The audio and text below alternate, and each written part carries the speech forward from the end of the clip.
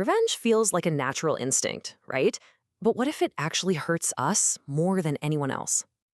So, why do we get stuck in these cycles of violence? It's a pattern we see all through history. It's like we have collective amnesia. We know the lessons of war, but we just keep repeating the same mistakes.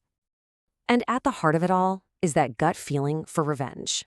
But does an eye for an eye really work? So, if we fight hate with hate, don't we just become what we're fighting against? How do we get out? Well, an ancient text called the Dhammapada has a pretty powerful idea on how to do just that. Listen to this. It says hatred is never stopped by more hatred. It's called an eternal law. Think about it like this. You can't put out a fire by throwing more gasoline on it, right? So why is this so important? Well, it's about breaking the cycle and finding your own inner peace.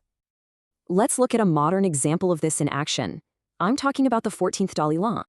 His people and culture were attacked, but he still chose nonviolence, a choice that baffled a lot of people. He basically said, if I get angry, who loses? I do. I lose my own peace of mind. So you see the two paths here. One leads to losing your peace, the other leads to freedom. He even called his enemies his greatest teachers. That's a huge shift in perspective, isn't it? So why is hatred so bad for us?